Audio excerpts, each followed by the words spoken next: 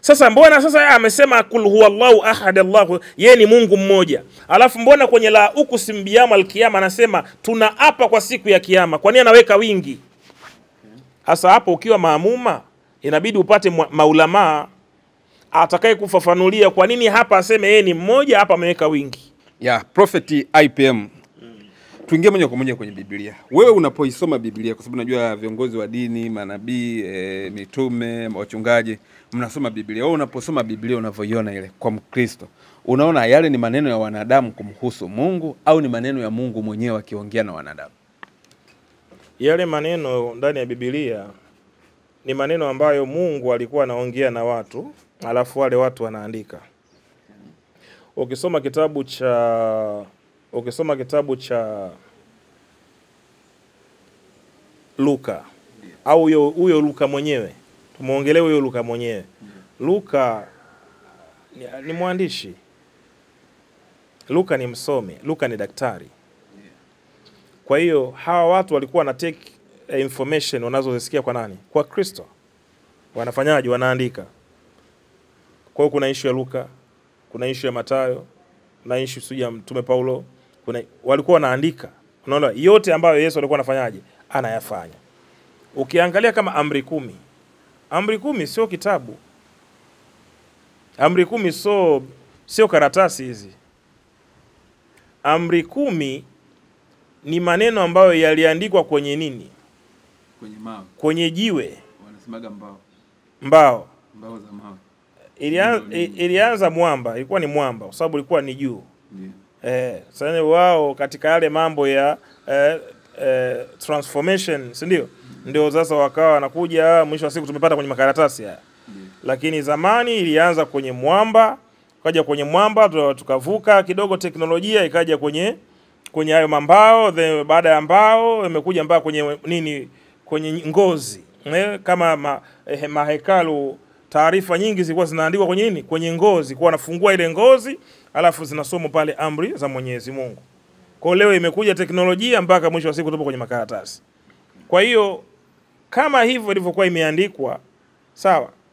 Musa alipopewa sheria na Mungu, alipofika pale kwa wana wa Israeli, alikuta yale ambayo Mwenyezi Mungu amewatuma hawafanyi, na lile agizo Musa alilowapa hawakufanya. Zaidi sana walitengeneza sanamu. Baada ya kuwa wamefuka kutoka kwa Farao, Mungu aliwasaidia wakasahau neema ya Mungu. Wakatengeneza sanamu ya ndama pava, sababu huyu ndo Mungu aliyetutoa wapi Misri. Musa amechelewa huko anataka kutuzingua. Mungu kitu gani? Sasa watu wenye kigumizi ni watu ambao wana asili ya hasira sana. Kwa hiyo Musa alipoona vile, yani katoka kuongea na Mungu, alafu Mungu wa kweli, alafu anashuka kuta watu wana Mungu wao mwingine. Kuongoza watu ni mtihani kaka. Hasa watu ndama mwekundu alikuwa anamwabudia. Kaka, nakwambia hivi, kuongoza watu wazima sio jambo jepesi. Mimi namheshimu sana mtu, hata mtu ambaye ana watu 10 tu. Yaani ni kiongozi wa dini ana watu 10. Mheshimu sana kwa sababu kuongoza watu, ndio maana siku hizi viongozi wa dini baadhi yetu, sio wote, tunaamua kuwaroga waumini. Ili mradi watulie kanisani, hawatulii. Hivi kuna wachungaji wanaroga watu hii bomu kabisa kaka. Unawatuliza, si lazima uwainamishe. Wanakuwa hawasikii. Sasa utakachosema ndio. Yaani wewe umwambie kitu, mke wako akisharogwa na mchungaji, sijui utamwambia nini? Yaani umwambie kitu, anachukua hela yote hadi ya mboga hadi ya chakula anapeleka huko. Hajui kama amerogwa pale, yeye anaona anamfanyia Mungu. Hawezi kuelewa.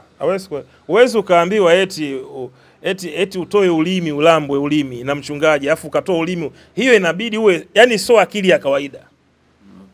Wewe hujaona wewe mchungaji anaambia watu watoe ulimi, upako wa ulimi, yani utoe ulimi. Hasa pale ni kwenye kamera. Mke wako akipelekwa ofisini, alafu mchungaji anamwambia bwana, leo upako wa leo ni wa ulimi. Mke wako anatoa ulimi ofisini kwa mchungaji, anapewa upako wa ulimi. Uijui nguvu ya ulimi kaka yangu? Mkisi mtoto wa kike kwenye ulimi anatulia, anaweza kutulia. Anaondokapo utulivu. Mwili wote unalegea, unamuona hivi, anaenda hivi bila kumshika anaanguka. Sasa unamnyonya mtu ndimi. Na unaona watu wazima wametulia pale. Hapo inabidi uwe na another power ya kuwafanya wale watu wawe misukule kwanza, ili uweze kuwa control. Uwezi kucontrol watu bila kuwatuliza. Kwa hiyo kuna baadhi ya wenzetu wanafanya hivyo kuwatuliza. Ndio maana unashangaa mbona vinafanyika vitu ambavyo yani mwanadamu mwenye akili timamu hiki kitu sio. Yani upako gani mtu avue nguo uanze kumshikashika maumbile yake? Eti upako wa matiti ili mabinti waolewe, anasafishwa matiti na mchungaji. Ameingia kwenye beseni la maji anasafishwa matiti. Kweli ndo aolewe? Mara leteni chupi. Wa dada wanaita chupi za eti mchungaji aziombee chupi zao. Sasa yani inabidi watu wamerogwa, sio kawaida. Unaona? Kwa hiyo kuna wenzetu wanaroga. Okay. Wanawaroga basi waumini. Bwana nyinyi ndio maana yani wewe ubiri unavyoweza. Inapita huku, inatokea huku. Akishazeeka pale ndo anashtuka sasa. Maana tunaona kuna wachungaji wanawapiga vibao waumini. Tulia tu kimya. Utafanya nini? Muumini bado yupo mle na wengine wanashangilia. Yaani ni misukule. Mtu mwenye akili lazima afanye maamuzi kaka. Na wanaogopa kuwapata watu wenye akili. Kwa sababu mtu mwenye akili ukifanya ujinga tu anajua huu ni ujinga, huyo anaondoka. Sasa ili kumzuia asiondoke ndo namroga sasa. Ni hatari. Tupo kwenye Biblia hapa. Kama Biblia ni maneno ya Mungu, kwa nini tumepata tafsiri tofauti sana ya kitu kimoja? Kuna jambo moja ambalo viongozi wa Kristo wanatamka kwamba Biblia huwezi kuielewa mpaka uwe na Roho Mtakatifu. Hii Roho Mtakatifu unaielewaje hii? Ya kwamba ili uielewe Biblia lazima uwe na Roho Mtakatifu. Kwamba wengine wakisoma hawezi kuelewa maneno ya Mwenyezi Mungu. Biblia unaweza ukaielewa. Kinachotakiwa hapo au kinachofanyika hapo ni ile hali fulani ya kutaka kujionesha uspesho katika mambo fulani. Kwa sababu Roho Mtakatifu si ni Roho wa Mungu. Sasa hakuna mwanadamu kwanza ambaye hana Roho wa Mungu. Okay. Lakini ili ukiliongea watu hawezi kuelewa. Kila mwanadamu ana Roho wa Mungu. Sasa ni mwanadamu, kaumbwa na nani? Kwa hiyo kila mwanadamu anaweza kuielewa Biblia. Anaweza akaielewa Biblia. Unaposema haya maneno yatafsiriwi hivyo, hapo inatakuwa tafsiri. Hizo ni njia tu za kutaka kuleta utisho. Si unajua duniani bila vitisho hatuendi. Uongo kidogo, si ndio? Sasa usiele. Sasa Mathayo imesema Mathayo 7:7. Ombeni mtapata, tafuteni mtaona, bisheni mtafunguliwa. Sasa hapo roho anataka yani unataka roho yupi hapo akuelewesha hapo? Hiyo ilikuwa haimaanishi kwamba uombe kabisa kwa watu, hapana, omba kwa Mungu. Sawa, kuna kitu kinaitwa revelation. Mimi naelewa, sawa, ufunuo. Lakini huo ufunuo, hakuna ufunuo usiotoka ndani ya maandiko. Kila ufunuo unatoka ndani ya nini? Ya maandiko. Of course kuna namna ya kuifafanua Biblia. Ndio vizuri. Lakini sasa kisiwe kisingizio, hata mambo nomo tu wanakuambia hawezi kuelewa kabisa, hapana. Yaani yako mambo ambayo sawa unatakiwa, hata Qur'ani yenyewe, unaelewa? Kuna sehemu lazima maulama ndio wakufafanulie. Hii ilikuwa inasema hivi. Kwa mfano kama kwenye Uislamu kuna kitu fulani kinaitwa ile minaudhu billahi minashaitani rajim bismillahir rahmanir rahim, inasema la uqsim biyawmal qiyama wala uqsim bin nafsil lawama ayakhsabu li insanu wallan najma idhama.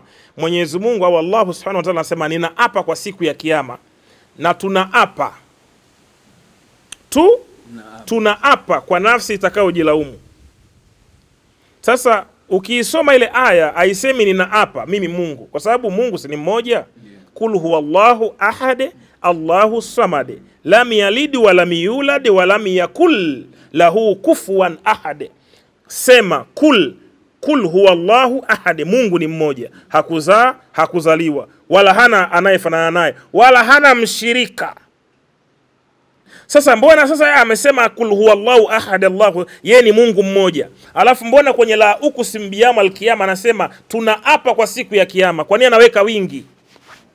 Hasa hapo ukiwa maamuma inabidi upate maulama atakaye kufafanulia kwa nini hapa aseme yeye ni mmoja, hapa ameweka wingi. Vitu kama hivyo kwenye Biblia tunaita revelation. Lazima upate ufunuo wa mtu mwenye ujuzi wa kitabu kukufafanulia kwamba hapa alikuwa anamaanisha hivi. Labda anasema mimi tunaapa kwa siku nyinyi wanadamu tunaapa, labda ameweka ukuu wake, labda ameweka uwezo wake wote, unaelewa vizuri, labda amejizungumza kwa mamlaka yake, vitu kama hivyo. Lakini sasa ndio hivyo, ujuaji umekuwa mwingi, mwisho wa siku kila mmoja anajua zaidi hivyo. Okay, sasa hapo kidogo napata picha zaidi hapo kuhusiana na huyu Roho Mtakatifu. Unachomaanisha kwamba unahitaji ufafanuzi kama ambavyo naweza nikawa labda sielewi maarifa ya jamii. Naelewa baadhi ya vitu lakini nikaenda kwa mtu kwamba bwana nifafanulie zaidi, wewe unajua zaidi. Sio kwamba kwa sababu sina Roho Mtakatifu. Yani nitolee mfano mzuri kwenye shule. Kwa mfano kama mtu akisema what is biology? Sasa kuna definition ya biology. Definition ya biology dunia nzima is the branch of science deals with study life and living things. Hiyo ndio definition ya biology, si ndio? Sasa what is akikwambia explain what is biology. Yani sawa, biology is the branch of science, si ndio? Explain what is biology. Sasa hapo labda wewe unaweza ukawa tu unaelewa bana, biology ni somo la kisayansi linalodili na mimea pamoja na viumbe hai. Unaelewa vizuri? Sasa hebu elezea kiundani, kivipi, explain what is biology. Sasa mimi uelewa wangu umeishia kwenye definition. Sasa kutaka kujua namna ya kuielezea biology kwa upana, inabidi mimi nimfuate mwalimu. Mwalimu nimeulizwa ni explain what is biology ikoje, ndio mwalimu anakuja sasa, bwana hiyo iko hivi. Biology katika mimea yenyewe inadili na viumbe hai. Unaelewa vizuri? Katika viumbe hai, mimea ni viumbe hai. Unaelewa vizuri? Na wanadamu pia ni viumbe hai. Biology haiwezi kudili na kiumbe kilichokufa. Biology anaelezea. Sasa sio kwamba uwezi wewe kujua, ni swala la uelewa. Ukieleweshwa unaelewa kwamba hii iko hivi. Lakini sasa huko kwetu kuna watu wanajifanya masinia, yani wao ndo wanaelewa, wengine hawawezi kuelewa. Kwamba maandiko ya Mungu hayafafanuliwi hivyo. Yeye kafafanuaje? Yeye kajuaje yani? Yeye yani ana kifaa gani special ambacho kimemfanya yeye ajue sisi tusijue? Usanii tu huo kaka. Okay. IPM unatumia Biblia kufundisha. Unakutana na maneno ambapo Yesu wanasema wenzako wote wanakubali labda Yesu ni Mungu. Alafu wewe ukisoma pale kuna sehemu naona kabisa Yesu anasema mimi mtu, Yesu anasema mimi ni mwana wa Mungu, anasema tuna umoja. Hapo umesoma Qur'ani. Wewe labda inaweza ikawa imekusaidia zaidi. Unaonaje sasa, Yesu ni Mungu, Yesu ni mwanadamu, Yesu ni mwana wa Mungu, Yesu ni nabii kama manabii wengine, isipokuwa ndio vile tunavyosemaga kuna mtu anapewa special na Mwenyezi Mungu kwamba anakuwa amefunuliwa uwezo zaidi kuliko wengine, au wewe unamzungumza Yesu kama nani? Yesu tumefundishwa kwenye vyuo vya Biblia, na hili swali lina utata sana. Kwa sababu gani? Kwa sababu hatuna majibu. Hatuna majibu kwa maana ya kwamba wanazuoni wa Kikristo wakubwa kila mmoja anakuja na jibu lake. Sasa mimi siwezi kumzidi papa. Siwezi kumzidi papa. Siwezi kumzidi papa uelewa. Siwezi kumzidi papa Biblia. Wale wana vitabu ambavyo mimi sina, wameficha kule. Unaelewa vizuri? Sasa nilimuuliza profesa wangu chuo kikuu cha pale Kenya, nikamwambia Yesu ni nani? Akanambia Yesu ni mwana wa Mungu. Mwingine nimesoma chuo Zambia pia, nikamuuliza profesa pale, nikamwambia anakuaje Yesu Mungu? Akanipa sababu kwamba yeye alikuwako kabla ya chochote kuwako. Methali 8:22. Nikamwambia okay. Sasa inakuaje Yesu yuko duniani hapo yuko mbinguni? Akasema kwa uwezo wake, ana uwezo wa kujigawa. Nala vizuri. Wakati yuko msalabani yule anayemuita baba ni nani? Anasema ni yeye mwenyewe anajiita. Unaelewa vizuri? Sasa maswali kama hayo maprofesa walikuwa wananijibu, kila mmoja anajibu hili kila. Ndio maana leo hii wako wa Kristo wanaamini Yesu ni Mungu. Wako wa Kristo wanaamini Yesu sio Mungu, ni mwana wa Mungu. Wako wa Kristo wanaamini Yesu sio mwana wa Mungu, ni masihi wa Mungu. Kwa hiyo hakuna jibu moja katika Ukristo dhidi ya Yesu ni nani kwa pamoja. Nieleweke vizuri hapo. Kama ambavyo unaweza kusema Mtume Muhammad sallallahu alaihi wasallam ndiye mtume wa, tunasema mtume wa ummati Muhammad sallallahu alaihi wasallam, kwamba huyu ndio mtume wa mwisho katika mitume wote duniani. Yaani huo ni msimamo wa dini ya Kiislamu. Msimamo wa dini ya Kiislamu, Mungu ni mmoja. Sawa? Yaani kuna ile misimamo yao haibadiliki. Wewe ukija sasa hivi kusema Muhammad utapigwa bakora hadi ufe. Unaelewa vizuri? Watu wanajua Muhammad hakuna mtume anaweza katokea. Lakini kwenye Ukristo, akodi na imani zetu, hivi vitu kila mmoja anaibuka. Kaja Mungu Kenya pale sasa. Sasa kuna Mungu Kenya. Kaja mwingine anasema ni Yesu. Yesu watongereni. Tuna Tanzania pia tuna Yesu mwingine yuko Mwanza huko. Unaelewa? Mara mwingine anasema mimi ni Jehova. Unaelewa vizuri? Kwa hiyo kuna ile confusion kubwa sana ambayo kwa inafika hatua inabidi wewe mwenyewe sasa ufanyaje? Urudi kwenye maandiko. Okay. Sasa ndo nataka turudi kwenye maandiko. Maandiko yenyewe yanasemaje tukisoma Yesu ni nani kwenye maandiko? Ndugu mwandishi wa habari, nani amekulipa wewe uje uni challenge leo? Sio kama nimelipwa. Juzi nimepewa challenge na Waislamu, Ustazi Bakos, nimepewa na ustazi mwingine anaitwa Kesede kutoka Kongo. Akanipa challenge moja. Wewe ni Mkristo? Nikasema ndio, tena wa Roman Katoliki. Akasema sawa, nyinyi mna Roho Mtakatifu. Biblia ili usome lazima uwe na Roho Mtakatifu. Inakuwaje huyo Roho Mtakatifu anafafanulia tofauti? Mwingine amwambie Bwana Yesu ni mwana wa Mungu, kwa sababu kuna Wakristo kabisa wanajua Yesu ni mwana wa Mungu, lakini kuna Wakristo wanajua Yesu ni Mungu mwenyewe. Yaani tuseme ni kama alikuwa anatuzuga tu tusijue vile kwa sababu tungeogopa, ila ni yeye mwenyewe Mungu kabisa ndo alishuka. Sasa kwenye maandiko yenyewe yanasemaje? According na maandiko, Mungu aliupenda ulimwengu. Sawa. Mungu aliupenda ulimwengu, kamtoa mwanawe wa pekee, ili kila muamini asipotee bali awe na uzima, kwa kuwa Mungu hakumtuma mwana ulimwenguni ili ahukumu ulimwengu, bali ulimwengu uokolewe katika yeye. Sasa according na mimi nilivyofundishwa, Kristo ni mfalme. Lakini katika ufalme wake hakutaka kujifunua kama ajisi, yani hakutaka kujifunua katika mamlaka yake. Kwa sababu hakuna mtu ambaye angeweza kuisamee dunia maovu yake isipokuwa yeye mwenyewe. Ndio maana anasema ni mtume nani? Zamani watu walikuwa wanasamehewa dhambi kupitia wanyama, wanachinja wanyama, wanaomba msamaha lakini hilo zoezi halikufua dafu. Kwa sababu pindi kuhani alipoingia tu patakatifu, alipotoka bado hakuwa na assurance kwamba watu wamesamehewa dhambi au la. Wakati mwingine walikuwa wanakufa huko. Ndio maana zamani walikuwa wanafungwa kamba kwenye mguu. Kuhani anapoingia madhabahuni linafungwa pazia, anafungwa kamba kwenye mguu. Kama hajajitakasa vizuri, mnavuta ile kamba. Akifanya hivi mnajua yuko hai. Mkiona kimya mnajua kafa, mnamvuta, mnaenda kuzika. Sio kila mtu alikuwa anaruhusiwa kuingia kule kutoa mwili. Si kila mtu alikuwa anaingia kule patakatifu. Tofauti na leo madhabahu zetu hizi tunazinachezewa. Wanakuja watu wamevaa uchi, mtu anapanda madhabahuni katoka kufanya mapenzi Jumamosi, Jumapili ipo kanisani. Au Jumapili hiyo anawahi kwa bwana wake, anafanya mapenzi, akimaliza anakuja kupanda madhabahuni pale. Na janaba lake. Hajaoga, hajanawa, yani ni uchafu wa kupitiliza. Na hafi yani ndio unashangaa mbona hafi huyu habari matatizo? Kwa sababu madhabahu ya Mungu ya kweli ukifanya hiyo midhaa lazima mikosi kuwa ndani, unaweza ukapigwa hata stroke.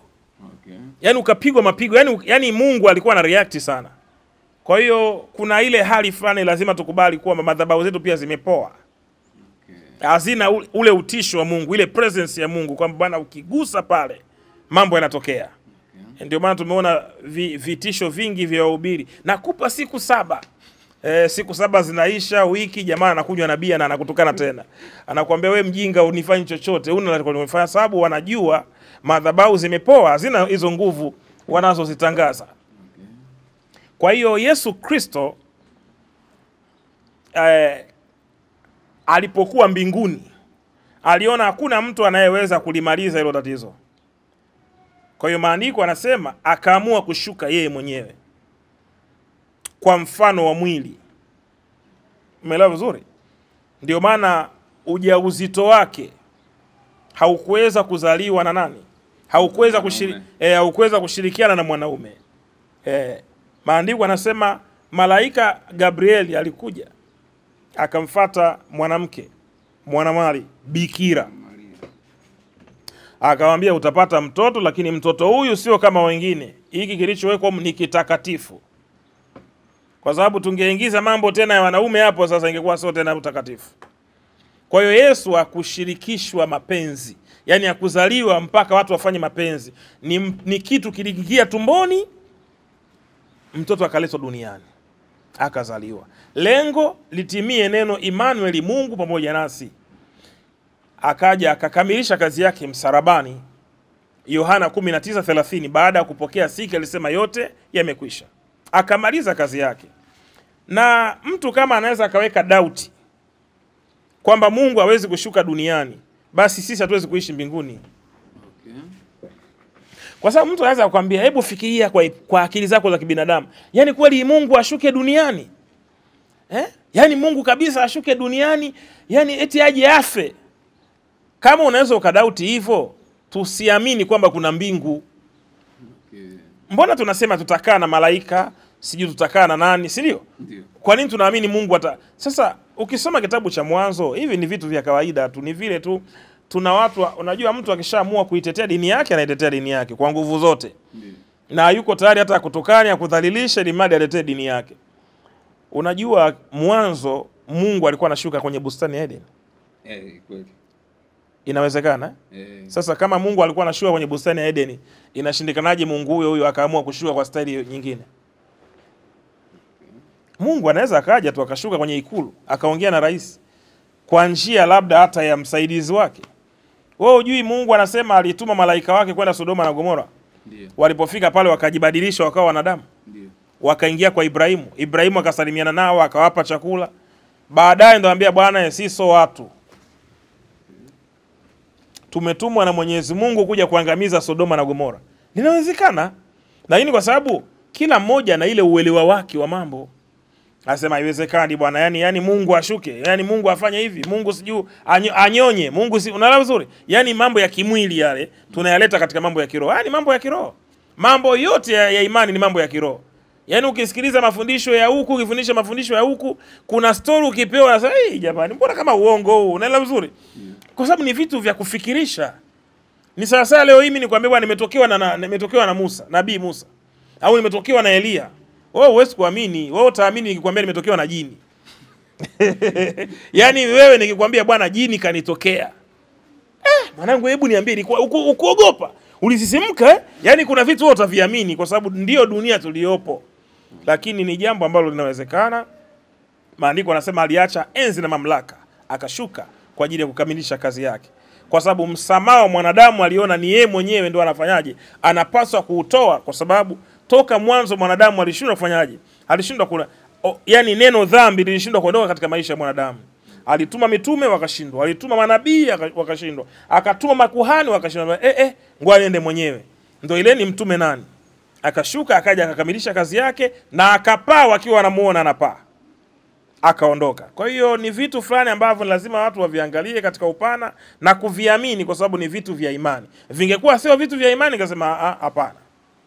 Mungu hawezi kushuka duniani. Lakini kama alikuwa anashuka anaongea na Adam. Mpaka anamuuliza uko wapi? Maana ameshaanza kupiga story. Adam uko wapi? Nimejificha.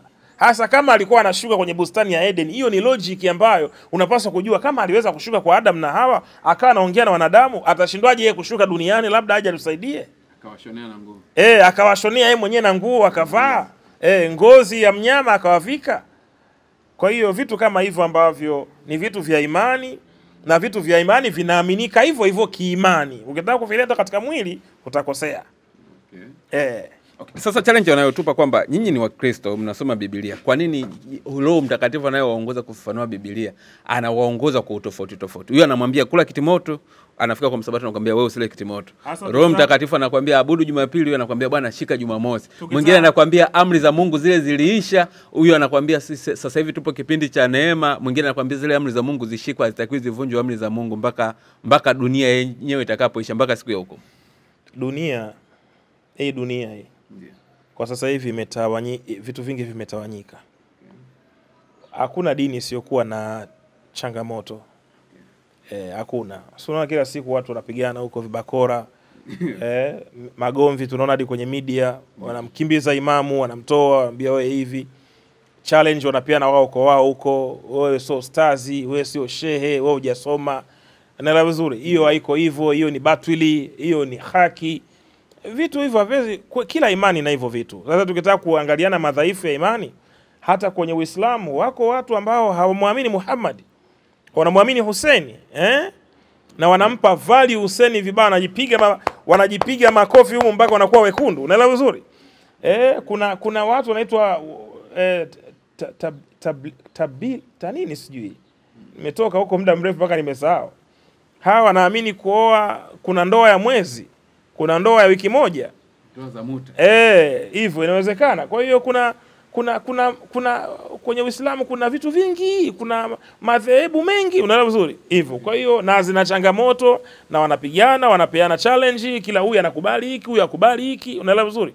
Kuna watu wanakubali mashehe wa BAKWATA, kuna wengine hawakubali mashehe wa BAKWATA, unaelewa vizuri. Kuna Ansar Sunni wao na misimamo yao kama Ansar Sunni, unaelewa vizuri. Kimavazi, kuna wao uone mpaka Idi. Sasa sisi hatufungui leo, sisi tumeshafungua jana. Unaelewa vizuri? Sasa tukitaka kusema challenge, kila sehemu kuna challenge tu, lakini mimi na huwa nasemaga kila mmoja tu abaki kwenye imani yake, alafu tutafika huko tunapofika. Okay. Yes. Kama Wakristo nafikiri tunahitaji sasa serious discussion, tupate majadiliano yale serious ya kibiblia, tuangalie jamani, tujadili kitu kichukue pamoja, hiki tukiache, wote tuwe na msimamo mmoja, yani tufuate njia moja. Kwamba tukae hiyo. Haliwezi kutokea hilo kwa sababu hizi taasisi kila mmoja ana njia zake. Zina misimamo yake. Kuna taasisi nyingine za dini utaki kuvaa kilemba. Kuna nyingine lazima uvae kilemba. Kuna nyingine ukivaa suruali dhambi. Kuna nyingine wanaruhusiwa kuvaa suruali. Kuna nyingine matiti yakionekana kwa mbali sio tatizo. Nyingine utaki kuonekana kabisa. Kuna taasisi nyingine wanaamini kula nguruwe. Wengine hawali. Wengine kunywa mchuzi, wengine kula paja. Unaelewa vizuri? Yaani kuna vituko, wengine sungura mle lakini mguu wa kushoto uache. Kuna vitu vingi hivyo. Sasa tukitaka kuleta misimamo kama hiyo, tutajikuta kwamba badala ya kujenga tunaharibu. Otherwise tubomoe misingi yote ya dini alafu tutengeneze dini. Lakini hizi dini zina madhehebu na kila dhehebu linakuwa lina mikakati yake na sheria zake. Si wote tunasema Mungu ni mmoja, tunatumia Biblia. Sasa bwana, hapa mimi Mungu amenionyesha hivi na hii baki hivi, wote tukubali. Wewe unafikiri nani anaweza kukubali huo mjadala? Si wote mnakubaliana. Mimi na IPM naweza nikakubali. Nani mwingine anaweza kukubali? Katoliki naweza kukubali. Lutheran inaweza kukubali, Wasabato wanaweza kukubali. Wewe unaweza ukaivunja mikakati ya Sabato kweli unavyojua, Wasabato unavyojua. Si ndio wanakuja wanasema jamani wote sasa tuhamie turudi Sabato. Kitu hakiwezekani. Yaani tuache, yaani Katoliki ivunje kwa sababu ya Sabato. Si wote tunamtaka Yesu, wote tunaitaka pepo, wote tunaitaka mbingu. Kila mmoja akae kwenye mlango wake. Tutafika huko. Kwa sababu mimi IPM akili yangu kidogo kama ni mbovu. Mimi naamini Mungu ni huyo mmoja. Hawa wanadamu wote unaona wanagombana. Mimi nakueleza ukweli. Duniani hapa wewe kuwa mtu wa upendo. Duniani hapa saidia masikini. Ishi na watu bila visasi. Sawa? Utamuona tu Mungu kaka. Usiwe na chuki. Usiwe na chuki.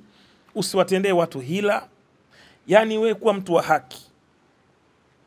Kuwa mtu wa upendo, kuwa mtu wa kuwaunganisha watu, kuwa mtu wa faraja. Yaani sura yako ikitokea hivi, watu watabasamu kwa kukuona, kwa sababu wakijua huyu mtu hana shida.